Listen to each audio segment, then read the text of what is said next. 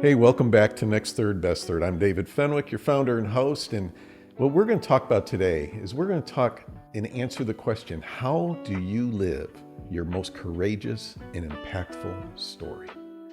And with that, Juliana Page, come on. No pressure. Yeah, no, you're back. So tell me, back. how do you live your most courageous and impactful story? Well, that's a loaded question, Come which on. you don't answer in just one answer. There's not just one way to do We've it. got all the time in the world. So. Yeah. Well, I think on the surface of this, it's starting to identify, where am I a coward? Wow. That's how it starts. So you have That's a tough word for a lot of men, right? Well, just any human. Anybody. Nobody's like, I'm a coward. It's Right. not like what we get gold stars for. It's Yeah. not how you want to see yourself. But when you're able to see where you're escaping and becoming a really great escape artist, where you're kind of a wimp, you're not a warrior, where you're not showing up courageously or with the fullness of who you are, you're not being an answer, which is why you're on the planet. When you start looking at that, it means that you have to be a powerful person. Yeah. It means that you have to stop being a victim or stop telling some stories or stop showing up in ways that are limiting. And you have to evaluate all of that. So you have to evaluate, where am I being a coward? Where am I setting limits on myself that don't serve me? Where am I showing up in ways that are hiding and not the fullness of who I'm here to be? Yikes. Yeah. And that feels pretty intense. But then you're like, okay, game on. Right. Game on. I got work to do. And that work doesn't end, right? Like, we don't arrive in life. And this is not a perfectionistic journey. This is not a high achievement journey. We can't just like high achieve with the emotion or thoughts or different things or with ourselves even. You don't bully yourself into breakthroughs. That's good. Right? So you have to get brutally honest. Brutally in the sense of, it's going to hurt. It's going to hurt. You're going to see where you have failed yourself, where you've abandoned yourself, where you've lied to yourself, and then in turn, where that has impacted people around you. And this could even be if you've struggled with addiction and you finally are willing to cry out for help and start admitting that you have a problem and start dealing with it, you start to wake up. Yeah. You start to awaken and you start to see what was in your wake. And then you're like, yikes, now I got work to do, Yeah. right? There's some things to heal. There's some other ways that I can show up. And that takes an incredible amount of courage to, one, admit it, to admit that you're not okay, to admit that you've got some problems, to admit that you're powerless to some degree and that you've been helpless to change your reality, and to start getting help and start being supported. It is so courageous to do that. That's why many people do not. I love this because, you know, part of the whole thing of next third, best third, some of the very basic is it takes courage to be vulnerable and to be honest, right? I mean, but that's the most courageous thing you can do. But if you're not doing that, what are you actually doing? Right? Like, you're living dishonest and super like tough with a exterior shell that doesn't let anybody in. Okay. Do you want to be happy or miserable? It's up to you. And I love how you said that we're here on earth to be an answer. Yes.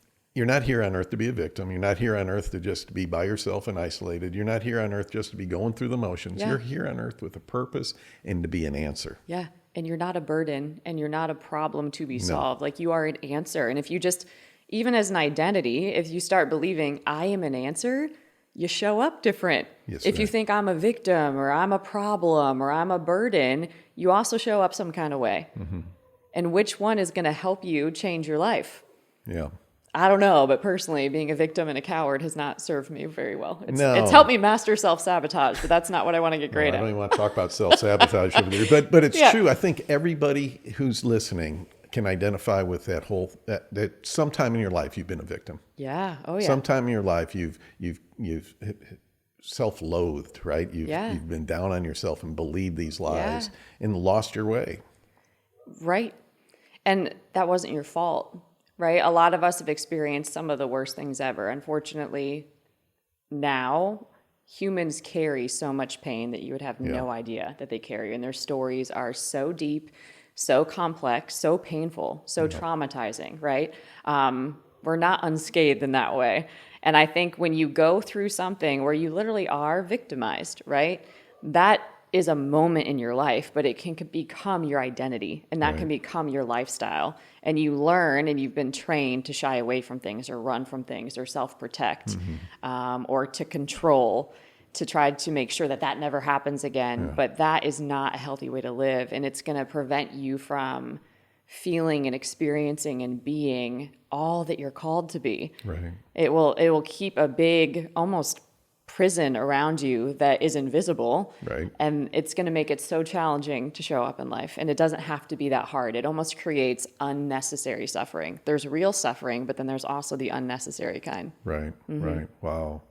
Wow. You had mentioned something, and I don't know if it ties right into it, but you mentioned something to me earlier about that in your work you do a daily 5. Yes. How does that apply to all this? Yeah, well, this was really crazy when I received this. Really, just I call it a divine download as revelation, right? But I was sensing that I was about to go through one of the most intense emotional seasons of my life and have to deal with a lot of shock and a lot of shock waves, a lot of after effects of that. I could feel it. And I literally heard that I'm going to need to show up really different to not limp through life and to not fall back on poor programming, because that would be really easy to do. When life gets hard, we kind of fall back on our defaults, right? Right. And so this daily 5 came to me as a way to show up powerfully and develop emotional fitness and resilience and be a really healthy human in the midst of some really tough stuff, which, hello, that's the world we live in now. Right. I just happen to have been training it and conditioning it for a while. But the daily 5 is, what are the 5 things that if you did them daily, they would help you care for you? They would help you know that this is just baseline health. Now, of course, it would be great. I can add to this, but if I can't even do these 5 things, I can't say yes to more. I can't show up in other people's lives because I can't even show up for me. And Right. it's a way that you break people pleasing. It's a way that you break high achievement. It's how you let your yes be yes and your no be no and set some really great boundaries for yourself. And boundaries, there's a lot of talk on boundaries, Yeah, but there is. boundaries are how you are going to show up no matter what and how people can relate with you. They are not to control or manipulate anybody else. No. This is just how I'm going to show up and what's healthy for me in this season, because other people aren't going to know that. You've got to let them know. So the daily 5, I can go through some of mine. So I have to have quiet time, which I think is hilarious because that would be the last thing that I would ever do. I'm like, be still. Yeah, You? right. Yeah, that was not it. But I need to have time where I just sit and I am spending time with God. I am seeing what's going on in my heart. I call it doing a soul scan. So if you go through the airport, you know how it scans you for Right. hopefully objects you're not carrying. You scan your soul. So you start thinking about what you've been thinking about. You start seeing, is my heart heavy? What's on my heart? Where have I been living at? What's been my emotional home? Because that's going to show me where I'm at. Where am I not operating in courage? Where am I not operating in faith? So I have that quiet time because that informs then how I pray, how I study the word, how I connect with God. Quiet time. And you can do anything in that quiet time. You can journal, you can worship, you can praise, you can do some personal development, you can read a devotional, something of that kind. So quiet time. Then I always move my body in some kind of way every day. It just is so good. Especially I do so much mental, emotional, spiritual, internal work that you can shift all that just by moving your body. So it's a great way to keep energy flowing and shift Right. energy. So moving your body in some sort of way. And I was a trained athlete, so I just love the idea now where it doesn't have to be training, but it's healthy. It's just Right. good to walk and to move your body, get some sun, get some great oxygen. It's great. So that's 2. Eating as close to the source as possible. So I eat for fuel. Okay, so I don't make this complicated. It's not this diet, that diet, this Right. thing, this thing. I'm I can't follow any of that. No. It just is not fun for Most me. time diets don't really Right. work. I just pay attention. I'm does this make me want to go take a nap, or is this going to give me the energy I need for the next few hours, right? If it's going to make me go take a nap, that ain't going to work Yeah, in my life. So I'm a green juice person, or eating foods literally that give me energy. So just start exploring what does that to you versus things that there's no nutritional value and that your body can't burn over time and keep you energized. And also hydration is huge with that one. So I was not great at drinking water, but that will keep the fog away in your brain. Right. It'll keep you very clear. It'll help your organs function. There's just so much about flushing your system. So that's 3. I also focus on acts of service. So a lot of the Okay. work that I do is service, but what are random acts of service that I can do every day? So if somebody drops on my heart, do I reach out to them? Do I send an encouraging word? Can I be fully present if I'm running an errand or something? Like, That's I good. get to do this errand. Can I smile at somebody at the store, like strike up a conversation with them, or am I like too busy for that and in a What hurry? a different approach. I Totally get to different. be here. I get to be I'm here. on assignment. Yeah. Looking around for somebody to speak into, somebody Yeah. to encourage, someone just to Yes. smile at. Yes. I love that. Yes. And then number 5 is appreciation. So we've talked about how easy, like you can just be a normal human walking the planet, and it's so easy to get inundated with negative. Right. So there's got to be a counterattack to that. And so mine is appreciation. So you hear gratitude all the time, but I'm like, it doesn't hit the same way for me. Right. But I think about appreciation because what you appreciate appreciates. So a lot of times we think about things, but we don't express them. We don't communicate them. So even if I appreciate something about a human, do I say it and acknowledge and appreciate that? Or in my life, there's so much to appreciate. Like, I think like you are literally living in answered prayers right now, and how quick we are to forget that. Yeah. So can you appreciate that you've got this beautiful home, or that you have these great relationships in your life, or that you're doing work that you love, right? Like, that's something you prayed for. Like, can we literally sit in that and appreciate it? And it keeps you in this focus, because where focus goes, your energy always flows, right? And what you appreciate appreciates. It gets bigger. So I look at it like, what do I want to make bigger in my life? So an example of this, people are like, oh my gosh, you must be so busy. I'm like, I don't subscribe to that. Right. My life is full, but Right. it's full of all of the things that I want in my life. That you And wanna it's do, so right. fulfilling. So I'm not busy. Like, I have like a full, vibrant life, and that keeps me healthy, happy, fulfilled, and it keeps me wanting to show up every day. So that appreciation work will do wonders in your life too. So daily 5, those things, if I can't do that, if I am slipping on quiet time, I can't say yes to more stuff on my calendar, or I need to pull back on the work that I'm doing. And what I do is I pull all of these dailies into my calendar. Okay. So I set them as practical. I'm a practical girl. So I'll set them as my just blocks on a calendar. They're super important. So quiet time, nobody gets in that window. That's just as important as any other meeting that I have. You don't Yes. need to know what I'm doing. That's my time. Right. Workouts are on there, right? Meetings with friends, or like ways that you fill up your cup, or acts of service. Like, they are literally calendar blocks Wow. that I have on there. And if I have to shift them around, you can move things on your calendar and get flexible. But you can start to see very quickly, like, this is what I need to stay healthy. And if I can't do this, this is where I need to pull back and throw up some boundaries or reprioritize some things. It's so good. I am not a calendar person, so Yeah. I'm just the opposite of you. But as you're going through this, these are things that I've been living with, right? I mean, my quiet time is very important to me, right? Yeah. In the morning, I'm eating clean. I do that. Yeah. I work out. But the appreciation part, the other day I was speaking, shared at church, and it was about gratitude. Oh, so good. And so gratitude, I said, wasn't like just going and checking off, counting your blessings. Right. I'm happy for this. Thank you for this. Right. Thank you for this. But it actually, if you live in gratitude, Yeah. if gratitude is the attitude of gratitude that Yeah. you bring with you, it becomes a weapon. 100%. 100% a weapon, right? Yeah. You can overcome depression. You can overcome self-loathing. You can overcome fear. Yes. Because you're walking out of this. You're living in this gratitude, right? Yeah. I loved how you said appreciation appreciates. It does. That's so good. It does. Or when you think about, we love identity. I do too. I think there's been onslaught against our identity and who we're on the planet to be. I think there's been so many things that are against us showing up fully. But when you think about who you are, right? And if you are a leader that believes in modeling the way, you can't afford to not do this work. Yeah. And every day you need to be able to see things differently. You need to be able to be humble. So you need to be able to choose excellence. And for me personally, I'm like, I don't know how to do that apart from God. Yeah. I've tried that life, and it just never worked for me. Yeah. I It know. gave me my self-sabotage cocktail, but it didn't help me be great. Not all our subscribers and followers, Yeah. adhere to our faith, but that's all good. But the thing about it that I found too, it's the same thing is when my identity gets caught up in what I do or what people have done to me, or, what I'm going through, it always just gets all screwed up. My life just gets off kilter. But when I'm resting in who I am, who I was created to be, right? Yeah.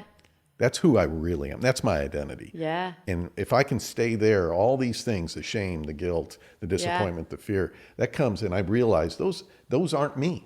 Yeah. right? You talk about, you're not your thoughts. Remember, you said that, Yes. you're not Oh, what yeah. you think. You're not. You're not what you feel, but you're not these things coming at you. I'm not a fearful person. I'm not disillusioned. I'm not depressed. That's Yes. not me at all. Those are things that are actually, I say it's warring against my identity. Yeah. It's so good. We wrestle. I know. I felt like I was plagued by these questions, and I had, maybe people would call it a quarter life crisis, right? But when you have so much that you have to figure out and that you're responsible so early, you don't exist. You literally exist through codependency or people pleasing or so many things, and you Yeah. don't know where you are. So I constantly had these questions following me, like, who am I? Why am I here? How do I make a difference? I literally could not answer them. And I thought I was crazy, but the more that I've done this work, I've been coaching since 2008. So the more Wow. that I've done this work, I see that everybody wrestles with those questions. Yeah. But I wasn't able to understand my identity until I came to know the Lord, right? Because when you look at who am I, what is that, who am I affects what I do and how I do it. Right. Okay, so if who I am is I am useful, okay, I am a people pleaser, I am what's another great thing? A high achiever, okay? That's who I am. If that's who you believe you are, what are you going to do now? You are going to overcompensate. You are going to overthink. You are going to try to say yes to every single person. You are going to flood your calendar with making people happy all the time. And then how are you going to do it? With a heck of a lot of anxiety, stress, overwhelm, and frustration. And that is an operating system now. And there's your rest of your life. And you are going to just produce this, right? But if you can't identify who you are, and if you can't put new words in there, right, that become true for you, then that won't change what you do and how you do it. You'll keep living through patterns. And we really do. We live through patterns. This morning in my devotion, Oswald Chambers said if you're trying to be useful, right? He says, we're not here on earth to be useful. Yep. He says, you're really no use to God. He says, but you're valued, highly valued by God. That's such a different way of viewing your life. Yeah. I'm not here to be useful. Yeah. Because what can I do for God? That's not who I am. Yeah. But I'm valued. Yeah. And each one is highly valued. Totally. But even that. So if you put, I am valuable, right? I am love. Like I'm literally love in action. I am an answer, right? If that's now who you are, it's going to affect what you do. Yeah. You're going to be an initiator. You're Right. going to be intentional. You're going to pray. You're going to do work. You're going to ask for help. And then how are you going to do it? With love, with compassion. And it's also going to affect the way you see other people. Totally. Right? Because if you're coming from, this is a high achiever, all this kind of thing, all of a sudden you're going to look at people as either an accomplishment or a burden. Yep. You're not going to see them for who they are. Yep. But if you're coming through that lens of I'm valuable, I'm loved, I'm an answer. Yeah. You're looking at people and you're seeing them in who they really are. Right. Possibly in their brokenness.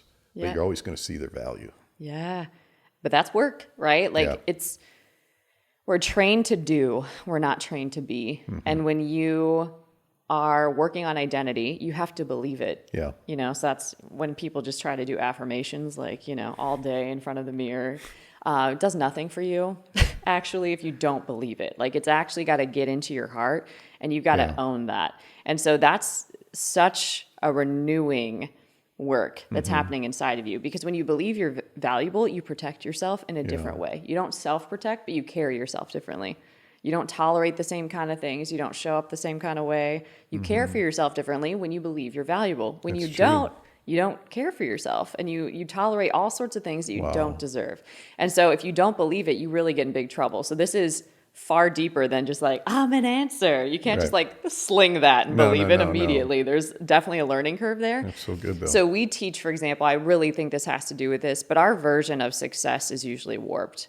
And sometimes, maybe if we're blessed to go this path, we learn that quick, right? We get everything we want, and then we realize it wasn't enough, and we realize it wasn't success the way we thought it was. That was true in my story, but I define it and we teach it. We certify people in this. We certify coaches, spirit-driven success. So what you do is you rate, instead of, if you picture like a wheel of life, you've got all these different life areas. So it could be career, it could be hobbies, it could be fun and enjoyment, it could be health, it could be so many different things. And at the center, usually it's you. I'm at the center, and then on a scale of 1 to 10, 10 being I'm like totally jazzed about this area, and 0 being like, I'd rather not talk about it. Yeah. This is how happy I am. Yeah. But that is a setup for failure, right? The pursuit of happiness is actually you being miserable. That's right. And becoming more aware of that gradually, right? So that's a setup for failure. And so I started to realize this back when I've been certified and gone through different things. I'm like, this doesn't work. Like, this is like a faulty system here. And so if you put God at the center, okay, or an authority in your life, we all need an authority. We're actually designed to depend on someone. Right. And I don't want to depend on anybody other than the creator personally. I'm with you. Doesn't work out. But if you put God at the center, let's say, then you still have these different life areas, but you see them through a different lens. So this could be a divine assignment. These could be divine health, right? Like, this is a vessel I've been entrusted with, so I'm going to take care of it differently. And then on a scale of 1 to 10, 10 is how surrendered are you? Surrender's such a big thing. Right? And 0 is like, I haven't even prayed about it, talked about it. I have no attention flowing here. Right. So your success is how well you are really partnering and co-laboring in your life. Yeah. But I think the key, I love that you brought up surrender because the opposite of surrender is performance, right? It really is, right? And even though we're both believers, like, I hate religion, you know, because religion is all about performance. Yeah. I'm performing to please a God that is, you know, maybe I created in my own image, or I'm, you know, create a God that I can't approach. I don't have a personal relationship with, or it's to perform to get approval from people in our place of worship and things like that. But surrender, that is it goes back to courageous. Surrender is it's such a courageous thing to really surrender. Yeah. Well, I did not come from a legacy of faith, right? I didn't come from anybody that believed in God. So this is definitely not how I have a relationship with God, but I have a relationship with God. And I think that that's such a gift, and everything flows from that for me. And that was something I didn't even know was possible. Yeah. Could I have that? Could I hear from God? Could I be led by God? If I do, how does that change my life? But I think what's beautiful about it is through a relationship like that, you learn that you're not a mistake. You learn that you're well loved. You learn that you are literally an answer. Like, you are formed, shaped, and anointed for such a time as this to be on the planet, to be an answer for what the world needs right now. That's right. And to literally carry light. And for me personally, I needed to know that that's not mine. Do you know what I mean? Yeah. I need actually God's courage. I need God's strength. I need God's empowerment. I need God's grace and enablement in my life.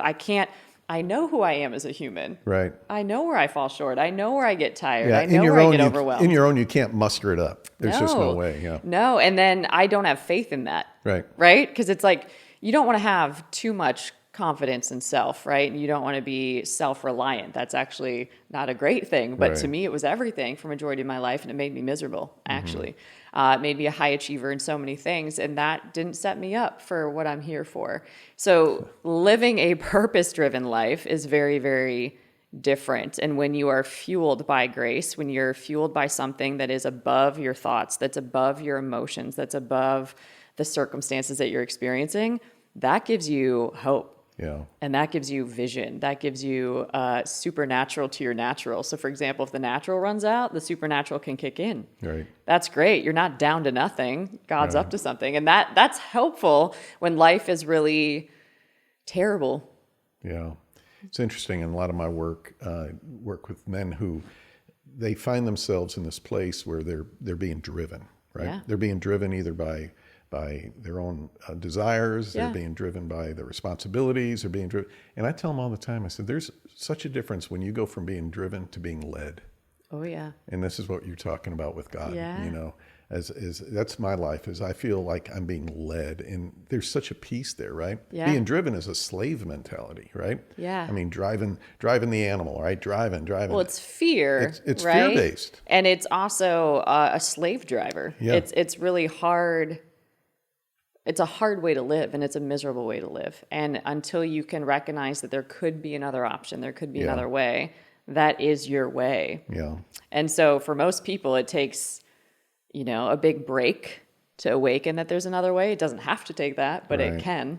Right. And when you get this breakthrough in your life, wherever it comes, and as you continue to get Yeah. breakthrough, you had dropped a word few minutes ago, legacy. Yeah. Legacy is so dear to me. I'm writing a book on legacy, and legacy is not what you leave behind. It's who you leave behind. And it's who you are. It's what you are planting into other people. That's right. What you are That's what I sowing mean into by those that. around you. Who you're leaving behind because of everything you've poured into them. Yeah. We all leave a legacy. This is the Yeah. crazy thing. What is the legacy?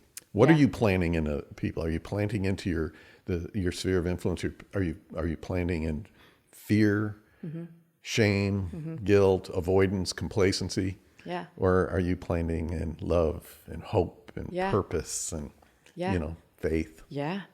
I think when we get self-centered, right, we live for self and we don't fully show people who we are. And then we get upset that we have a shallow life and that people don't know us, but we're not showing someone that they can know, right? And so when you think about legacy, you have to start looking at, am I giving people me? Am I giving Right. people what isn't going to be here forever? Am I giving people something that's going to serve them and add value, right? Am I showing up in a way that's touching their life? And you probably can answer no to a lot of that when you start evaluating, but then you can start exploring, how do I do that? Right. So I read this book. Oh my goodness. This was back during that existential crisis time, right? Which I think we all go through all the time. You're always evolving into different versions Sure. of yourself. But I read this book and it was all about who's going to cry when you die. Wow. And even in undergraduate school, I had a journalism class and we had to write our own obituary. Okay. So like this existential crisis was next level. But writing your own obituary, right? Writing what you want people to say about you. And, you're not even really at an age where you would be thinking about that in any sort of way, but having yourself do that is so eye-opening. Yeah. And then you start to really see in a tangible way, how am I showing up and what really matters? Like I can work all day, but people aren't going to remember that. I can create the best resume and collect all of the accolades, but that's not going to necessarily be what people remember. Maya Angelou says, right? People will forget what you did, but they will never forget how you made them feel. They will never forget that. And so I know that by personal experience. Like there's nothing worse than having somebody alive in your life, let's say a parent, but they don't know you and they don't want to. There's no deeper pain than that, right? Like that's a different level of grief. Like they're alive, they could have a relationship with you and they don't. Right. But the same is true for you. Like abandoning yourself and then not showing up and not sowing into the lives of other people. You feel fulfilled when you give the very thing that you want. So it's almost like a garden hose, right? Yeah. If whatever it is flowing through there, let's say you want to experience love. Okay, well, love is the water flowing through the hose. You've got to let it start flowing through you. And then when it flows through you, you get wet. You experience the love. So that's why it's greater to give than to receive. If you can just activate it in yourself and give it, there's all these multitude of ways that it comes back to you. Not always in the place where you sow it and you give it, but it always gets multiplied back to you. So if you just make that your aim, right, to just show up and to sow these seeds of what is valuable to you, what is true to you, that's very practical and that's very real. And then suddenly you have this legacy of all these people that are being touched and impacted by you. So good because, we talk about intentionality and intentionality with relationships. If your next third's going to be your best third, no matter where you are in your life, if your next third's going to be your best third, you have to be investing, right, in who you are and into other people. And so often I see the spheres of influence shrink and shrink and shrink, right? And so what I want to see is people's spheres go bigger and bigger and bigger. I asked this question, I said, and it's, you kind of asked it too, but the way I said is, if you were to leave this earth, right? Would anybody really miss you? Yeah. What would would your sphere of it, would your neighborhood care? Would they be affected if you were to leave? Yeah. Right? Would your workplace really be affected? I mean, really be affected. They'll replace you for a job. For sure. But real legacy is exactly what you said. It's how people remember you. Yes. And my challenge so often with guys, I shared this a couple episodes ago, but I had a friend of mine, we were talking, and I said to him, I go, how many friends do you really have? Guys that, not friends, but how many men are you involved with? Yeah. Again, we're talking men's here. So yeah. And I said, not just like your brother and, but I'm outside of your family and that kind of thing, men who you interact with in a real way. And he said, I don't know. And he started counting them, and he had like a handful. And I was like, oh man, there's so much more for you, right? Yeah. And so a little later I went home and I was thinking, I go, how many do I have? And I'm not saying this to brag, but it was like, I couldn't count them all. I mean, there's like hundreds. And I'm going, wow. Yeah. And that wasn't always the way. Yeah. Right? That has been really over just the last few years. Yeah. So it's exciting. Amazing. It's exciting, right? Like going off of, if you're an answer, you also have to believe I'm the answer that I seek, right? And then there's someone, something, right? An authority in your life that helps you to be that answer. But what it really means is you then start knowing who you are and you start sowing who you are and what only you can uniquely give to the world, and knowing there's no mistake in that. Yeah. Like there's literally something that you carry that you are presented to people to give, right? And when you give it, that's the greatest gift you can do with your life. Like you're literally treasure walking the earth, right? There's so much hidden treasure in you, and that you're just designed to give it everywhere you go. Yeah. And that's really a great key and a great secret to life. And then when you make that your mission, there's no boring day. That's right. Every day is an adventure. It gets really fun and exciting, and it energizes you. Yeah. And it helps you buffer storms and withstand different things and adversities that come against you too, because you're going to find a way to overcome. So there's people who say, well, I don't feel like I have much to give, or I don't know who I'm going to give it to. Yeah. There's a proverb says that where your treasure is, there your heart will be also. Yeah. In the world, we think you'll invest in what you love, right? Yeah. I'll invest in who I love, I'll invest in what I love. But that's not what that means. Yeah. It says you'll love what you invest in. Yeah. So what your treasure, yourself, if you're saying I'm a treasure, if you really look at yourself as a treasure, body, soul, and spirit, everything that you are, where your treasure is invested, your heart will follow. Yeah. And that's how you have this capacity to love so many people. Yeah. It's true. Well, when you love yourself, you invest in yourself. Right. Right. And then through that investment is where you discover what is worthy of investing in and how to do that well, right? Because as a human, you are a limited vessel, right? But you'll start to see, okay, this is where what I have to give is really needed and can be absorbed and received well. This is where it's not, but this is where it is. And I'm going to shake off the dust from the places that it's not well received. And I'm going to sow in all of the places where it is and get really good at doing that, because our time is short. That's right. Right? That's right. And that's a tough lesson to learn, but it's a real lesson to learn. So many times you can be just bullheaded. I'm going to get this person to respond. And sometimes you just have to just shake them off and move on, right? Yeah. Well, it's how can I really value people? So, you've got hands, feet, a heart, a mind, words, right? You can encourage, you can build up, you can think kind thoughts towards a person, you can hug them, right? You can spend time with them. You can literally give them the gift of your presence, right? And let them be seen, heard, known, valued in a moment. There's so much that you can do, and it costs $0 to do this. It will require you being resourceful, but when you start to make that part of your lifestyle, it feeds you just as much as it feeds everybody else. Yeah, that's so good. That's so good. So again, your daily 5, just go over them real quick again. So my personal daily 5, the daily 5 are, you come up with this list, but the 5 things that you will do daily to be a healthy human, a high functioning human. Okay. Not just like sliding through the day, but like a high functioning human. Mine are quiet time. Okay. Personal development time, however you identify with that. Moving your body in some sort of way every day. Motion is lotion. Yes. Eating close to the source. So eating for fuel, just so that you're actually giving yourself what you need to show up well. Yeah. Right. And that could go so many ways too, resting and so many other things.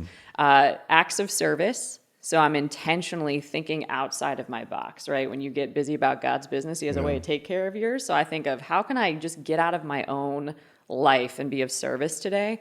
And then also appreciate. What can I appreciate so that I can make it grow and get bigger? That's so good. This is so fun. I agree. You're going to have to keep doing this. You're going to have to become a regular guest. So again, we're going to give you all the information how to contact Juliana. She's a tremendous coach. She has a great podcast a couple times a week. What's the name of it? It's called God's Vibes. God's Vibes. And it's on YouTube and Yeah, Spotify. it's anywhere you got everywhere. podcasts. And then we've got a community called Courage Co, where you Courage can Co. come and live your most courageous and impactful story and learn how to Come do on. that. You guys got to follow Juliana and get involved, right? So, Yeah. And you coach men, women, Everybody. Excellent. All right. Again, thanks so much. If you do me a favor, if you'd subscribe, if you'd like, share this, tell everybody about Juliana Page and Next Third Best Third, and we'll see you next time.